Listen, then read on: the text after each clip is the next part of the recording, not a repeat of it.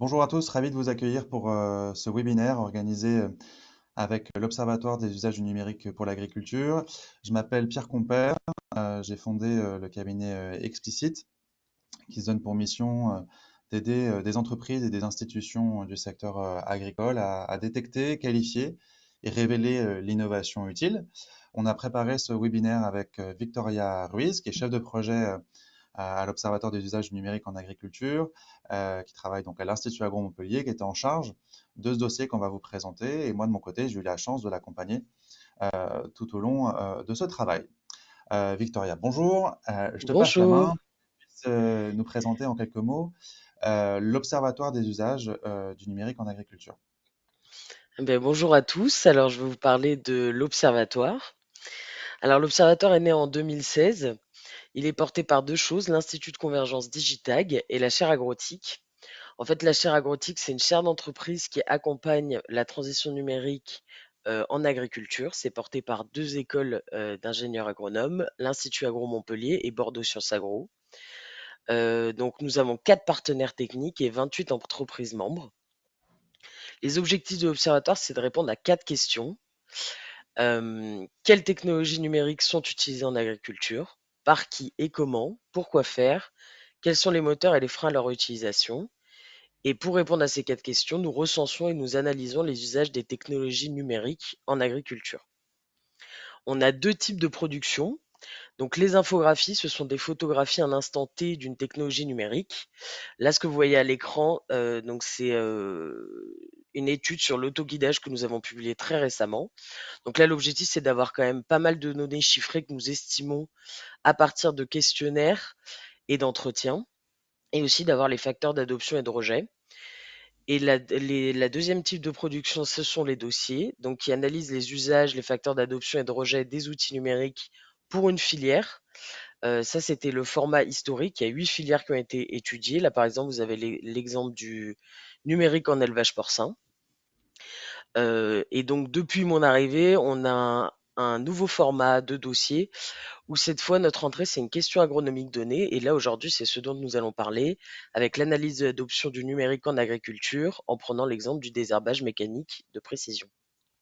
Et l'idée, c'est de voir aussi comment, au travers de la méthode qu'on présente, on a une opportunité de mieux comprendre les usages via la mise en récit de portraits d'agriculteurs qu'on a pu l'un et l'autre interroger. On les remercie d'ailleurs, hein, l'ensemble des personnes interrogées. On ne va pas tous les citer, mais voilà, on a une quinzaine d'agriculteurs et de personnes ressources qu'on a pu mobiliser.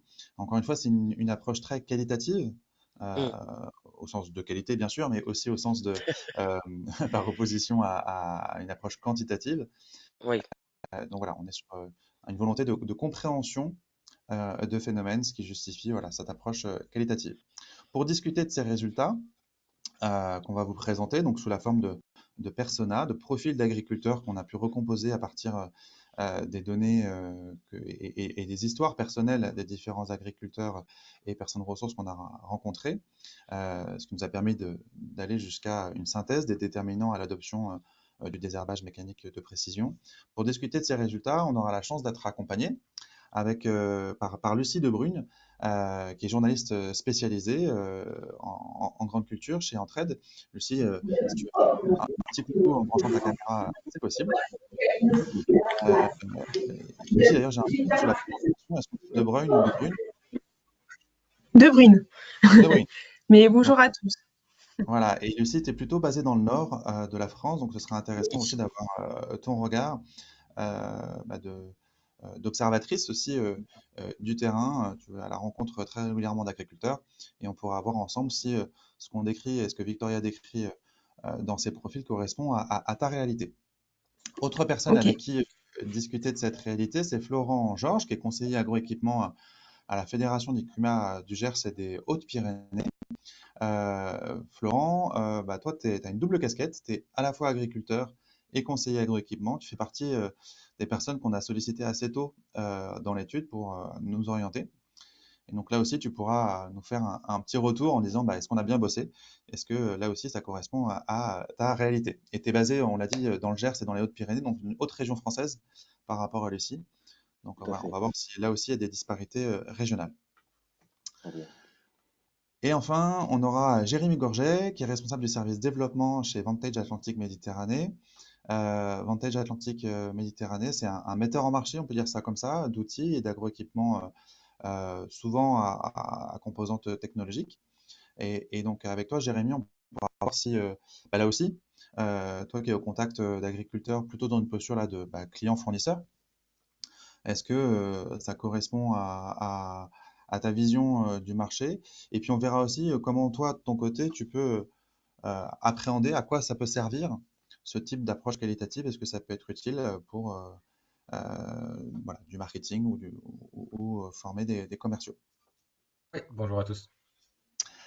Eh ben, il ne nous reste plus qu'à démarrer. Je précise juste avant ça que enfin, vous aurez l'opportunité de poser toutes vos questions par écrit et je m'en ferai le porte-parole. Donc, n'hésitez pas à tout au long du webinaire, dès qu'une question vous vient, la formaliser par écrit dans l'onglet dédié et je m'en ferai le porte-parole tout de suite pendant la présentation ou un peu plus tard au moment de la discussion. Je précise également que l'ensemble des supports et le replay du webinaire seront mis à disposition sur le site de la chaire agrotique et plus particulièrement de l'Observatoire des usages du numérique en agriculture.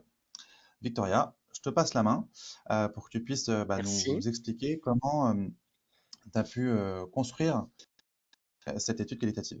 Quelques éléments d'ordre méthodologique. Allez.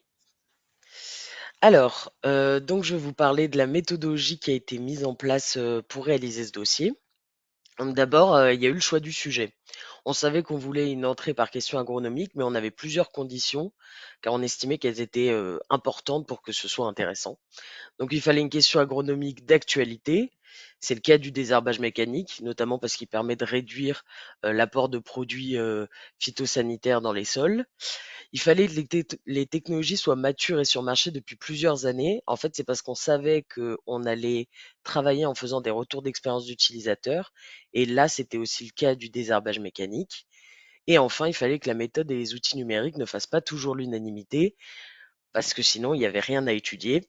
Et c'était aussi le cas du désherbage mécanique, enfin des outils numériques pour le désherbage mécanique. Pour des questions de faisabilité, on s'est concentré sur les grandes cultures et les cultures sarclées. Et pour vérifier qu'on n'était pas complètement à côté de la plaque, on avait quand même échangé avec 3 experts, donc 2 personnes de chez Arvalis et une personne de la CUMA de l'Ouest, pour voir s'ils pensaient que ce sujet était opportun. Donc là maintenant, je vais vous parler du processus de travail. Donc tout a commencé par un travail bibliographique.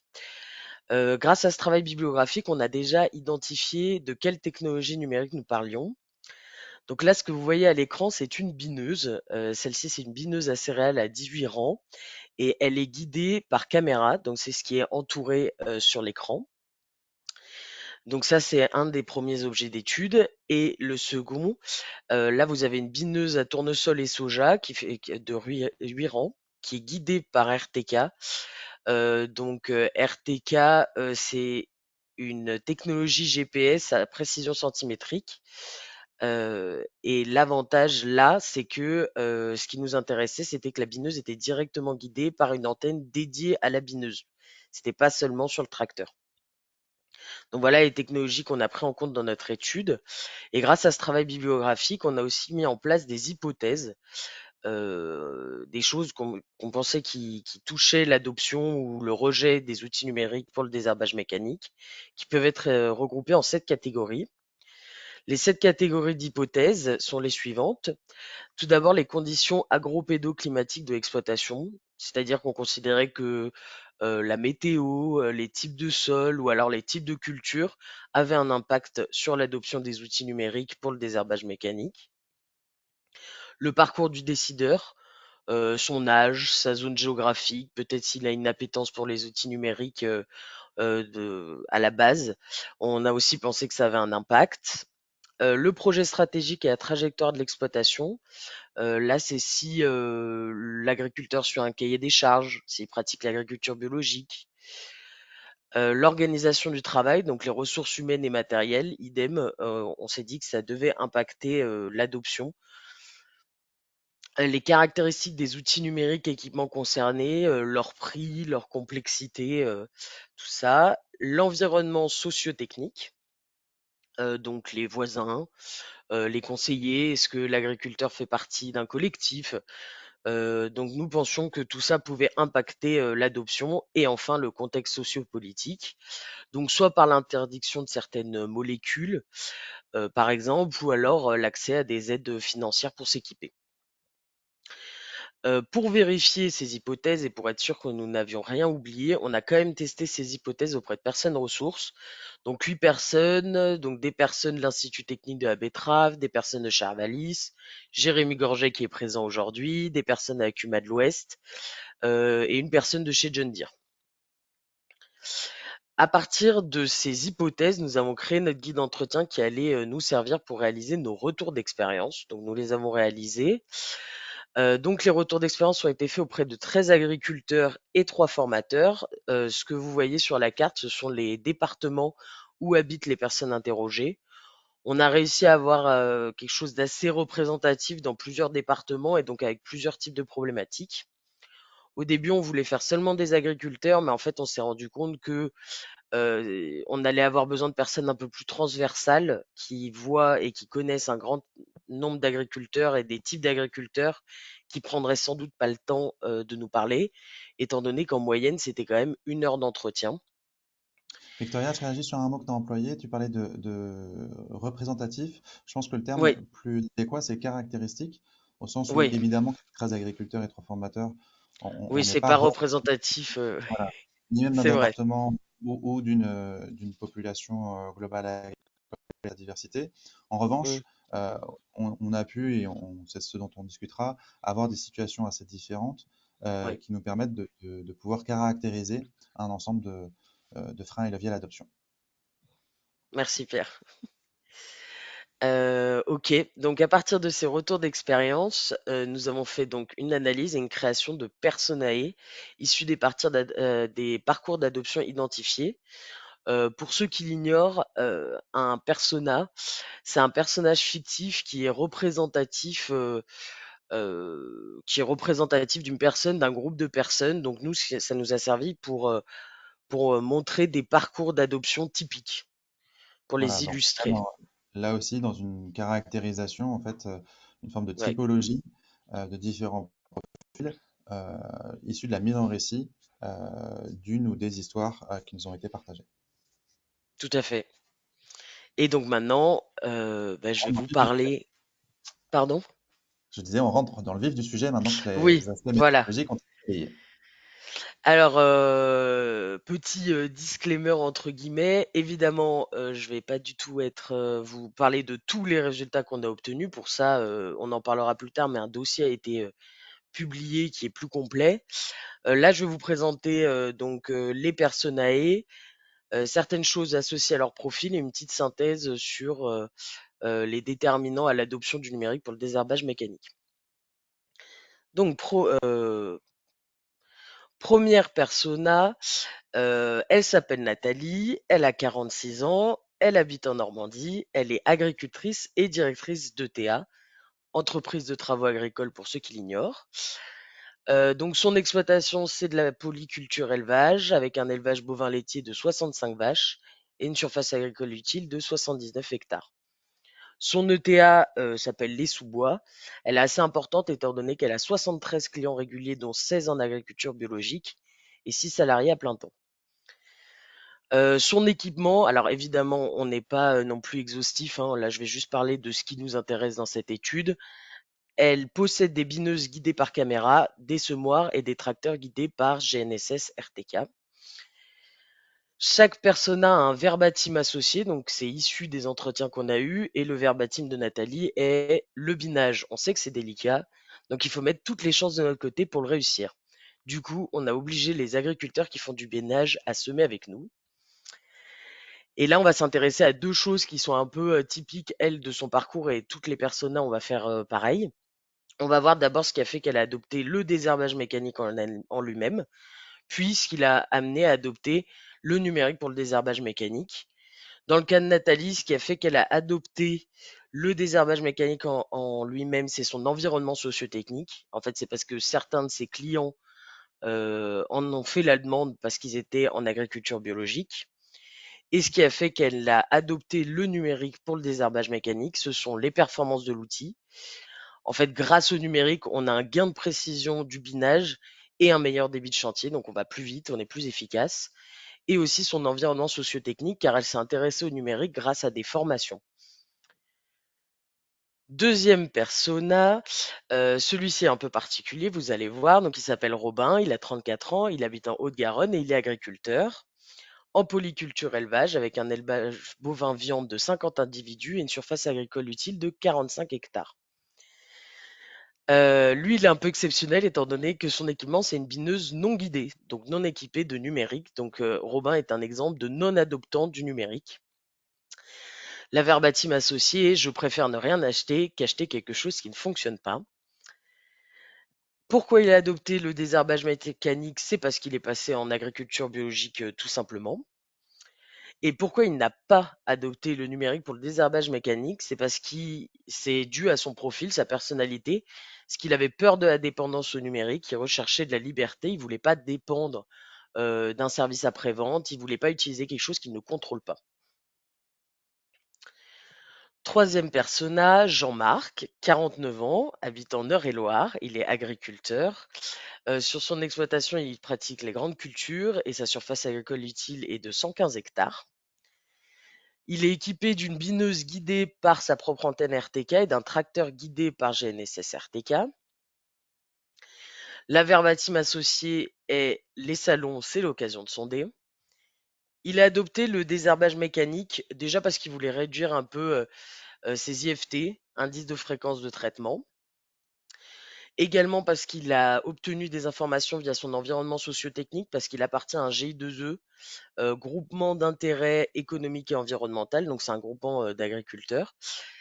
Et enfin, et c'est le seul dans ce cas-là, et c'est assez intéressant, c'est aussi parce que il a bien voulu utiliser le désherbage mécanique, parce qu'il savait que grâce au numérique, il y aurait une performance suffisante pour lui permettre donc d'être rentable et de réaliser du désherbage mécanique.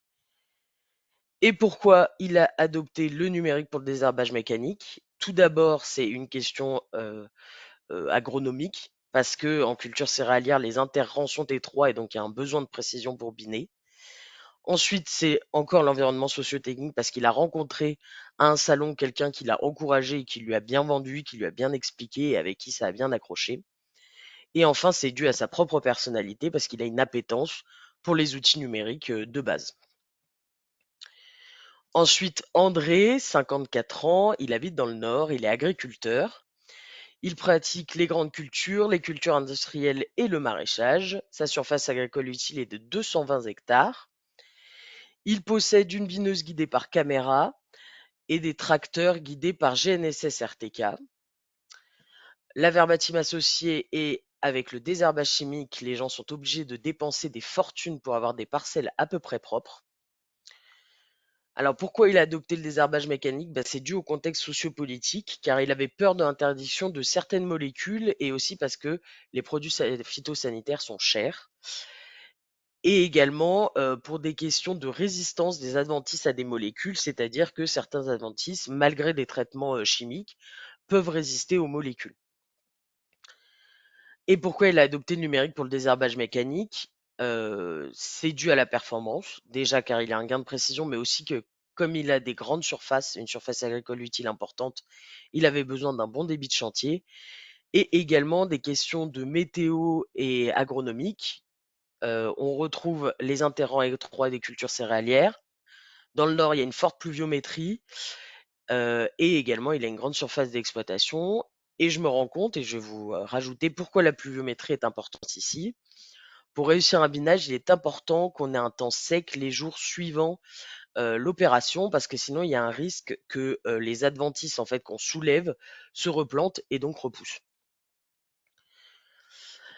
Ensuite, nous avons Dimitri qui a 31 ans, il habite en Bretagne, c'est un agriculteur en polyculture élevage avec un troupeau bovin lait de 85 individus et une surface agricole utile de 66 hectares.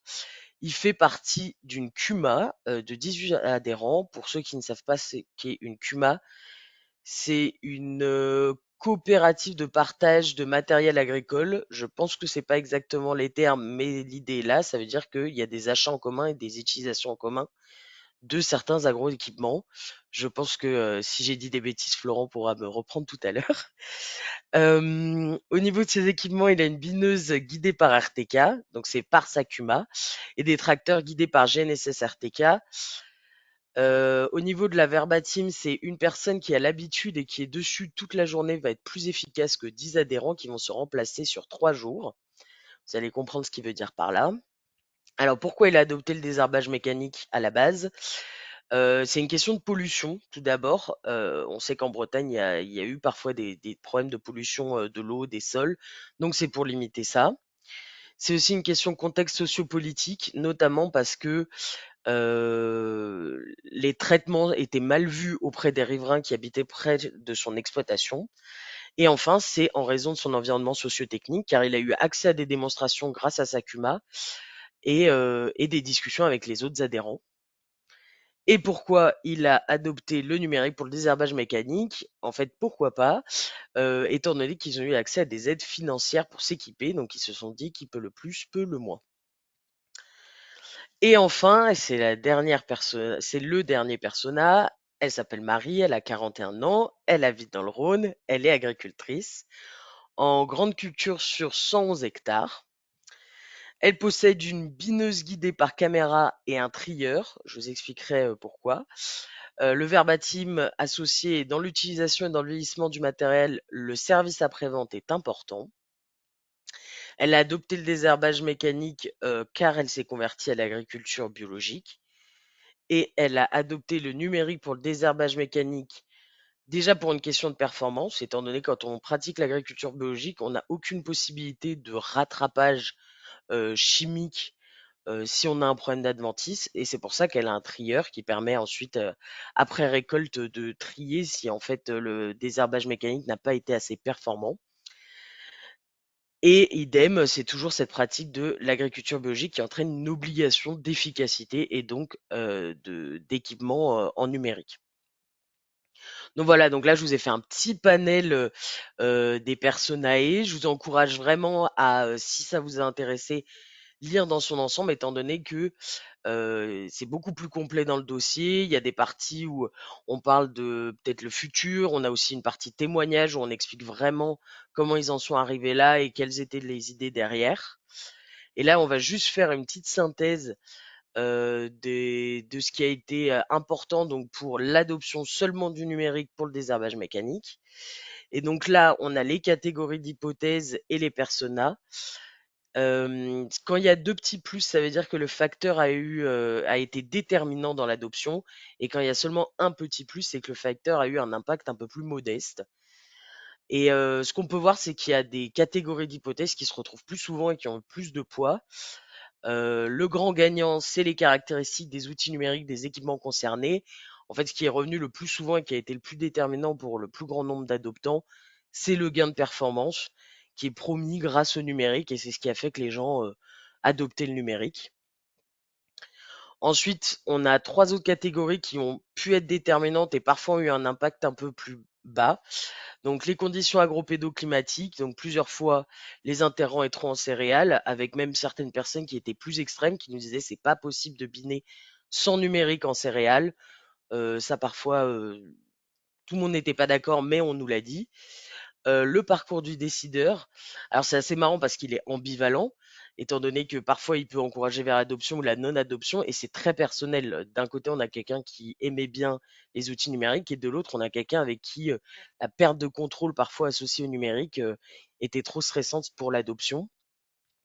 Et enfin, l'environnement socio-technique, donc souvent grâce à des formations ou des rencontres, à des salons, ou encore si on fait partie d'un collectif. En troisième place, le contexte sociopolitique hein, qui est déterminant, ça on le sait. Et là, ça a été surtout l'accès à des aides financières. Et ensuite, un peu moins important, le projet stratégique et la trajectoire de l'exploitation, car le rattrapage chimique n'est pas possible en agriculture biologique. Et enfin, l'organisation du travail, ressources humaines et matérielles n'a pas été déterminant dans l'adoption du numérique pour aucune des personnes qu'on a croisées. parce que c'est un impact concentré et important plutôt sur les usages, sur comment après on va utiliser ce matériel, comment on s'organise autour de ce matériel. Oui, c'est pas forcément le déterminant du recours. En revanche, ça a des conséquences derrière en termes d'usage. Et On passe, d'où je vous encourage à lire le voilà. vrai dossier où tout ça est expliqué. Merci Et beaucoup. ben, merci à toi, Victoria. On va peut-être aussi discuter maintenant de ces différents leviers, de leur hiérarchie. On va voir si nos experts présents sont d'accord avec cette hiérarchisation que tu présentes. Ben, je me tourne du coup vers Florent, Lucie et Jérémy. Je vous invite à nous rejoindre, vous reconnecter. Euh, je commence peut-être avec Florent et puis tous les autres pourront rebondir, mais est-ce que vous vous retrouvez bien dans ces différentes Non, pour ma part, Florent, peut-être en commencer. effectivement, oui. Ouais, effectivement, pour ma part, moi, je m'y retrouve alors en tant qu'animateur CUMA et en tant qu'agriculteur, parce qu'effectivement, cette caractérisation-là, on la retrouve bien sur le terrain aujourd'hui, et au passage en revue des différents personnages que Victoria vient de faire, moi, je me retrouve personnellement, en tout cas, en la personne de Marie qui, par conversion à l'agriculture biologique, a eu le besoin assez viscéral de se dire qu'elle nécessitait un outil de précision. Donc, effectivement, c'est plutôt bien balayé, bien caractérisé, en effet. Ouais. Mhm. Lucie, je m'étais permis de couper votre micro parce qu'il y avait un peu de bruit parasite, mais je t'invite à le rebrancher. Dans le Nord, on retrouve les mêmes profils. Oui, moi je trouve qu'ils sont assez représentatifs aussi du terrain, de ce qu'on peut retrouver chez les agriculteurs quand on va les voir. Euh, Moi je mettais juste une petite attention, je trouve que le contexte pédoclimatique est quand même très important dans l'adoption de ces techniques-là. Euh, Notamment, enfin, c'est vraiment la météo, je pense, qui est très Ouais. limitante, que ce soit numérique ou, enfin, que ce soit un désherbage mécanique guidé ou non. Enfin, en tout cas, dans le nord de la France, je pense que c'est vraiment l'aspect limitant. Mais on le Mhm. retrouve très bien dans le personnage de je ne sais plus qui, je ne sais plus son prénom. Mais en tout cas, dans le André. nord, c'est le Ouais. cas. André, voilà. Jérémy, de ton côté, est-ce que là aussi, tu retrouves entre guillemets tes petits euh, et des profils de clients que tu peux rencontrer dans ces différents personas? Oui, totalement. Je rejoins Lucie et Florent. Nous, pour côtoyer justement des producteurs sur l'ensemble du territoire français, on voit bien que tout le monde a ses méthodes, même si on peut les retrouver justement dans différentes régions. Chacun a ses convictions. Victoria l'a dit tout à l'heure aussi dans sa présentation. Euh, Après, on voit aussi les interactions entre les différents acteurs. Le TA qui arrive au désherbage mécanique avec du numérique parce qu'il y a une demande de sa clientèle et producteurs en bio, comme l'a dit Florent, principalement. Et, euh, et une surprise, si on peut appeler ça une surprise, par rapport au profil du non-adoptant, qui, malgré ce qu'on pourrait penser, c'est pas parce qu'il y a la jeunesse, entre guillemets, et l'énergie et la technologie qui peuvent rimer, qu'on est intéressé par ce passage au numérique. C'est ça, c'est pas Donc parce qu'on c'est est jeune qu'on est forcément intéressé par la technologie. Euh, on se rend bien compte là, avec cet exemple-là, qu'on peut pas se faire l'économie de la démonstration de la valeur apportée par cette technologie, quoi. Faut pas croire que c'est un argument en soi. C'est ça que tu. Oui, exactement. Il faut pas partir avec des préjugés. Mm, mm. Moi, il y a un point sur lequel j'aimerais bien aussi vous entendre, sur la notion de confort au travail, qu'on a pu retrouver un peu en filigrane, pas, pas toujours de manière très explicite, mais de manière un peu en filigrane peut-être pas dans la partie justement déterminant du recours à l'adoption, mais dans les modalités d'usage. Est-ce que ça aussi, c'est des choses que vous entendez, cette volonté d'améliorer les conditions de travail de l'agriculteur ou de ses salariés? Jérémy? Oui, ça, on le perçoit de plus en plus. Et on va dire que c'est plutôt récent. On n'avait pas forcément cette requête il y a quelques années par rapport au numérique de manière globale. On sait que ça apporte du confort, mais comme c'est quelque chose qui n'est pas facilement mesurable, c'est très difficile de dire que c'est le facteur qui fait qu'on adopte. Euh, Mais sur des travaux comme le binage qui sont assez stressants, très pointus, qui demandent beaucoup d'applications, de pouvoir apporter cette sécurité entre guillemets du C'est numérique, aussi. elle permet vraiment de maintenir ces équipes, de les faire monter en compétences aussi. Vous avez parlé qu'il y avait une nécessité de se former aussi. Je reprends l'exemple de l'ETA, mais qui est arrivé au numérique par de la formation. Ça permet aussi d'apporter des nouveautés au niveau des équipes ou pour son propre confort et quotidien quand on est producteur et directement concerné par le binage. Hmm. Florent, Lucie, cette question de la sérénité au travail, du confort. Florent, pour démarrer? Ouais, alors effectivement, je partage exactement enfin, ce que vient de dire Jérémy par rapport à ça. Il y a aussi une chose qui rentre en ligne de compte, Lucie en a très bien parlé par rapport à la difficulté météorologique de caler les bonnes opérations au bon moment. Et c'est vrai qu'aujourd'hui, l'adoption du numérique, en fait, va être aussi un gage de je dirais, potentiel rattrapage de précision avec des outils qui sont en capacité de le faire. Parce que si tout va bien et comme on dit chez nous, quand ça veut rigoler en 3 semaines, on arrive à faire à s'enlever 80% du désherbage et du salissement éventuel dans une culture après semis, j'entends 3 semaines, mais c'est si on n'a pas 3 semaines de pluie après les semis, quoi. Et donc c'est vrai que le recours au numérique aussi permet d'étendre un tout petit peu la plage d'utilisation et même si les conditions sont pas optimales, on a quand même des actions un peu éradicatrices et qui permettent de quelquefois tempérer un peu le salissement et laisser le temps à la culture de prendre le dessus. Hmm. Lucie, pareil, dans le Nord, on retrouve ce besoin, cette volonté d'avoir plus de sérénité au travail. C'est pas qu'une question, on va dire, de précision, mais aussi de confort et de sérénité. Oui, et je pense, enfin, comme je suis d'accord avec Florent, je pense que c'est quand même la clé du développement du désherbage mécanique, c'est qu'en fait, on n'a pas forcément les fenêtres météo suffisantes, et si on a un bon débit de chantier et que on peut faire ça plus rapidement, je pense que ça va ouvrir un peu plus de possibilités. Et je pense que c'est la clé en fait de ce développement, mais ça mettra du temps, je pense. Hmm. Moi, ce que j'ai remarqué aussi en réécoutant Victoria, c'est que on voit pas franchement apparaître le numérique comme le déterminant du recours au désherbage mécanique. C'est-à-dire, c'est pas grâce au numérique que je fais le pas du désherbage mécanique. Il y a on va dire, d'autres facteurs préalables qui rentrent en ligne de compte. Florent, tu partages cette vision-là?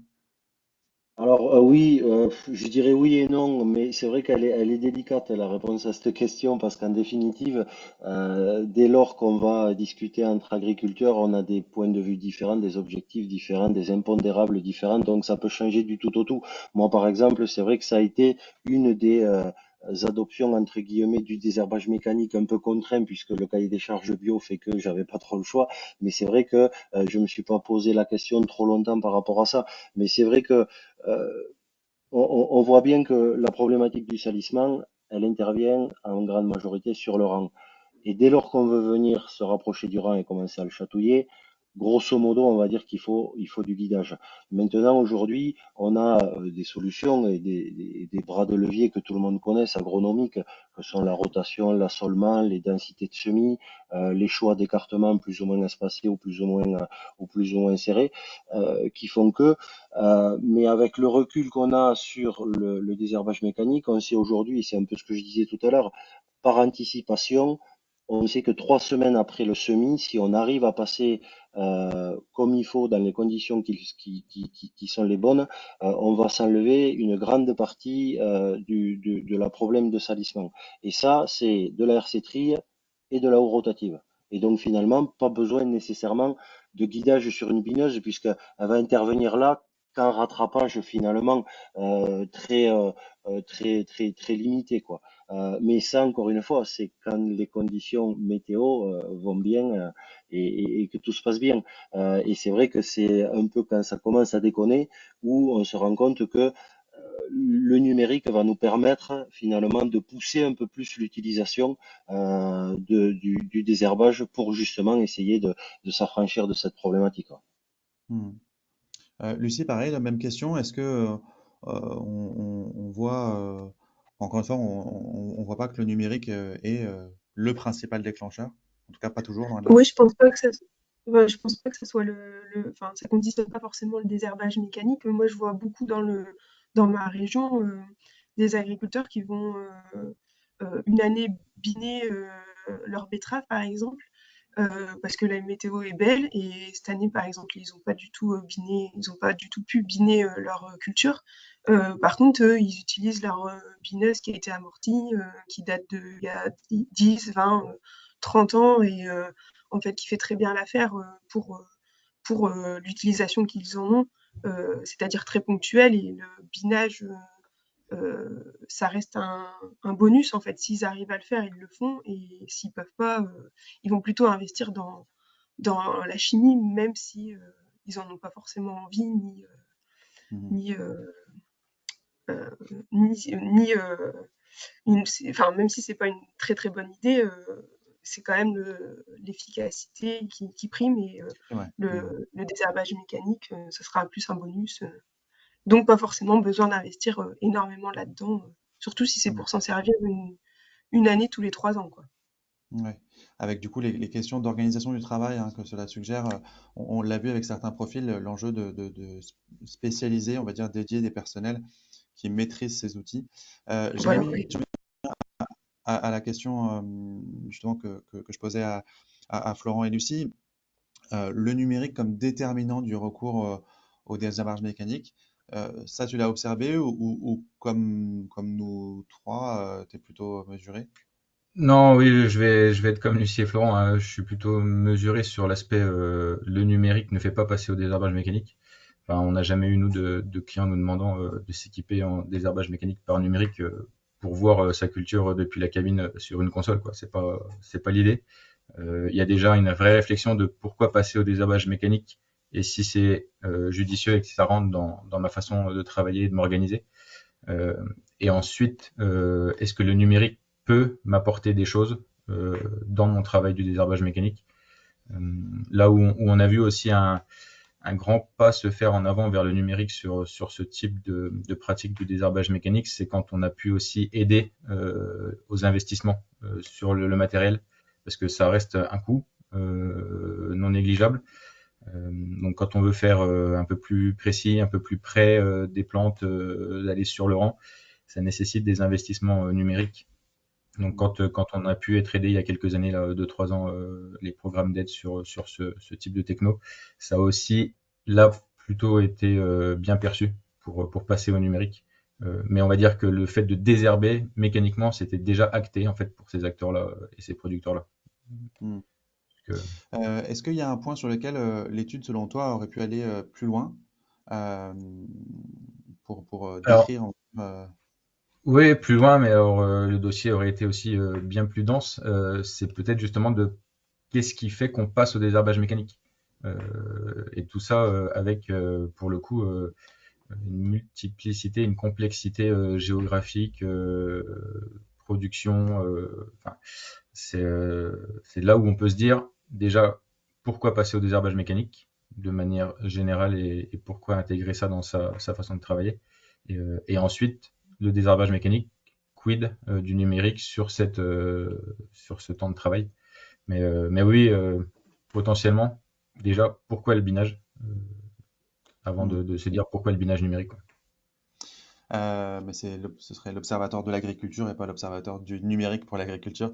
Autre sujet. Est-ce qu'il y a peut-être quelques spécificités filières qui mériteraient d'être mises en avant? Euh, Peut-être, Lucie, dans le Nord, on sait qu'il y a des filières sous cahier des charges un peu plus intégrées. Je pense à des légumes industrie. Est-ce que là, il y a des spécificités sur le désherbage mécanique de précision qui mériteraient d'être soulignées ou finalement on retrouve là aussi les profils tels qu'on les a illustrés avec Victoria. Bah, je pense qu'il y a quand même un aspect sur ces cultures à forte valeur ajoutée, un aspect sécurité alimentaire, on va dire, où bah, les usines, elles ont pas forcément envie d'avoir de graines d'adventices, enfin, certaines graines d'adventices Mhm. dans leurs petits pois, par exemple. Et je pense que même si elles ont envie et qu'elles accompagnent leurs agriculteurs pour développer le désherbage mécanique, il y a quand même une forte exigence de leur part, et ce qui est légitime, hein, c'est normal. Et je pense que c'est un sujet assez complexe pour eux parce que il y a besoin de qualité, enfin ils ont besoin de recevoir des produits de qualité pour qu'ils puissent les transformer correctement, qui répondent à un cahier des charges déjà très exigeant. Et, et si on s'aventure à faire du désherbage mécanique, bah, le résultat il est beaucoup plus aléatoire que si on passe à un désherbage chimique. Cependant, ils les accompagnent quand même, hein. Par exemple, les producteurs de pommes de terre ont eu accès à des bineuses, donc c'est du désherbage mécanique subventionné par le gouvernement ou même par les aides de certains industriels. Mais le sujet est pas facile et je pense qu'ils n'ont pas de solution fiable, on va dire.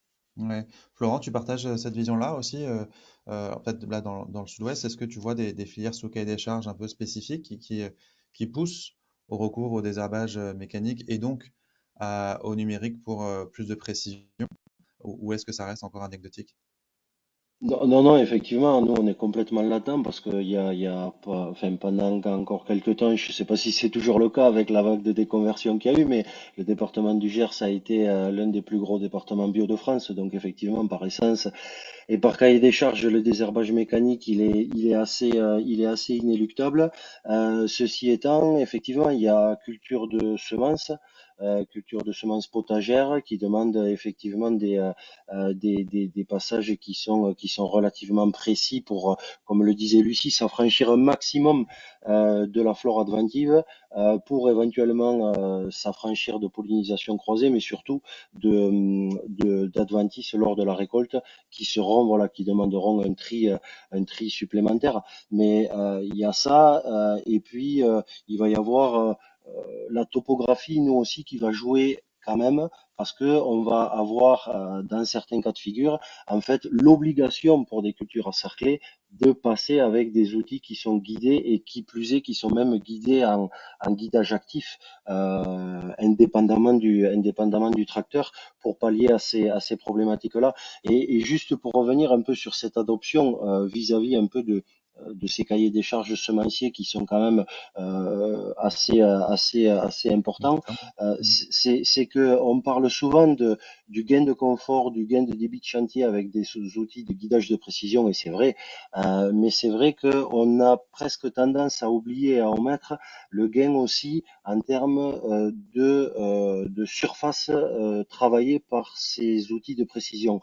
Aujourd'hui, une bineuse classique, on va être à quoi 70-75% de la surface de la parcelle touchée, quand sur une bineuse de précision, dans les premiers stades, sur des cultures de semences ou de potagères, on va être sur du plus de 95% de la surface travaillée. Donc c'est vrai que on ne se rend pas compte quelquefois que mis bout à bout et le gain de surface travaillée et le gain de débit de chantier fait qu'au final, on a un gain quand même qui est un gap qui est vraiment énorme entre les matériels et qui effectivement est extrêmement onéreux et qui plus est à l'heure actuelle, mais voilà, nécessite d'avoir malgré tout des productions à haute valeur ajoutée pour pouvoir un tant soit peu imaginer le rentabiliser, quoi. Oui, et puis de l'intérêt aussi d'approche collective en sein de CUMA pour partager ces investissements, une petite Tout à pub fait. pour les coopératives d'utilisation du matériel agricole en commun. Jérémy, même question, est-ce que tu as quelques spécificités filières qui te semblent, qui me viennent en tête? Oui, bah pour rebondir aussi sur ce que disait Lucie, c'est vrai que dans la partie agro-industrie, il y a des cahiers des charges qui sont en place. Nous, on a un agriculteur qui m'avait partagé avoir essayé de proposer une partie de son assolement sur de la mise en place de légumes, carottes, haricots pour un industriel. Euh, et en fait, il avait pu postuler, donc les hectares ont été acceptés, mais il n'avait pas été retenu pour cultiver la première année les carottes qu'il avait signées, parce qu'il était simplement pas équipé justement pour désherber mécaniquement sur le rang, comme c'était demandé par l'industriel. Donc l'industriel ayant aussi une équipe pour la partie culture, la première année, c'est lui qui a fait la parcelle de l'agriculteur, le temps que l'agriculteur, en fait, le producteur puisse s'équiper Que et ce soit répondre pour au le cahier des charges. En semis, fait. que ce soit pour le semis comme le Exactement, désherbage. ouais. Ouais. Exactement. Ouais. Dans l'attente que Parce qu'en fait, l'agriculteur puisse s'équiper et en semoir de précision et en désherbage de précision. alors en fait, voilà, le semis, il aurait pu techniquement être fait parce que l'outil était présent chez l'agriculteur, mais en fait, l'industriel souhaite que l'ensemble des étapes soient réalisées, comme pour le personnel de l'ETA, que l'ensemble des étapes soient réalisées par le même ou les mêmes opérateurs pour maîtriser et limiter les problèmes. Donc ça, Hmm. c'est un partage d'expérience qu'il nous a donné. Donc il a mis un an à pouvoir passer le cap sur ce type Ouais. d'opportunité pour son Et assolement. répondre plus directement aux exigences de cet industriel. C'est ça. Euh, Au-delà maintenant on va dire des facteurs d'adoption et de ce cas particulier du désherbage mécanique de précision, quel est l'intérêt que vous pouvez porter à ce type d'études qualitatives? À quoi ça peut bien servir?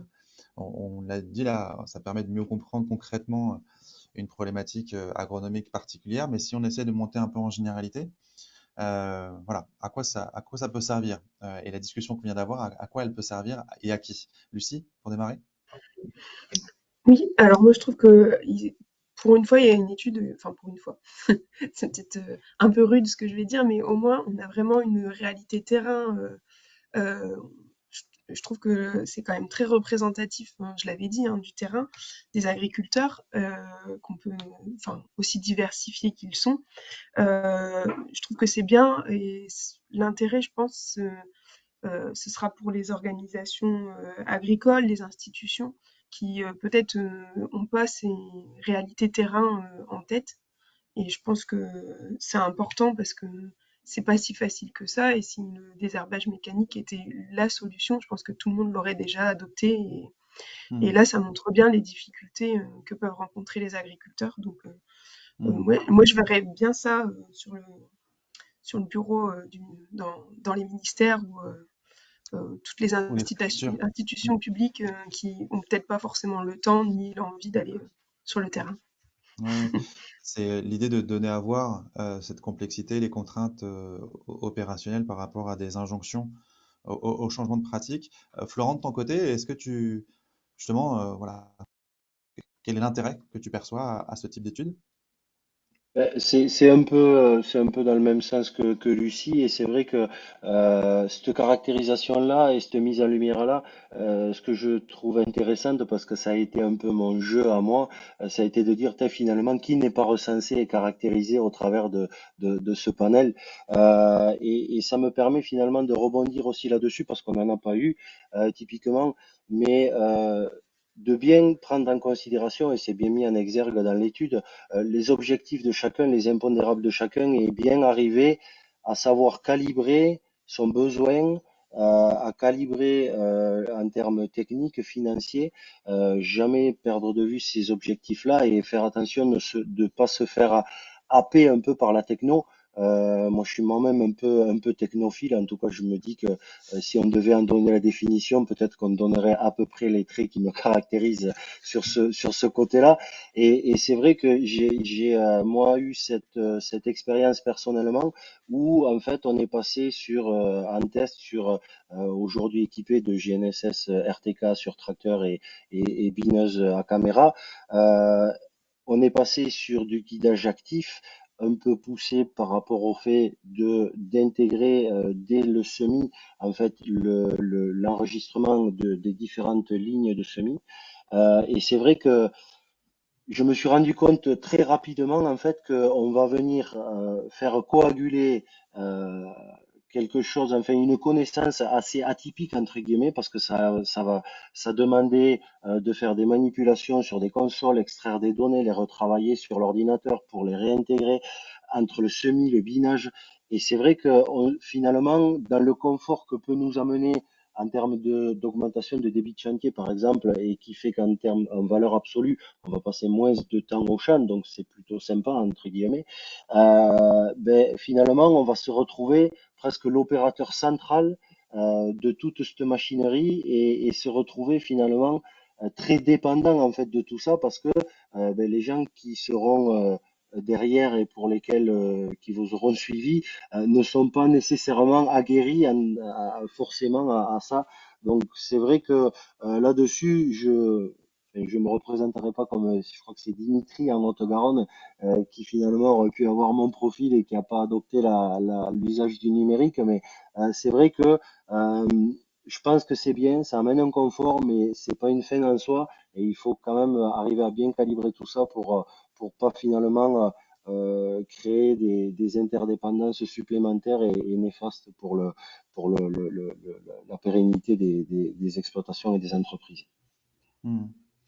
Jérémy, de ton côté, pareil, donc, en complément des propos de Lucie et Florent, quel intérêt tu peux voir à ce type d'étude? Ouais, alors pour nous, c'est vrai qu'une étude qualitative comme ça permet de se repositionner, peut-être de se recentrer sur le concret, c'est-à-dire l'humain et le ou la personne qu'on a en face de nous, qui a son propre contexte, sa propre situation. C'est-à-dire que moi, par exemple, avant de mettre ça sur le bureau des ministères, je vais déjà remettre ça sur le bureau de mes équipes pour qu'ils se recentrent bien, non pas produit, mais personne.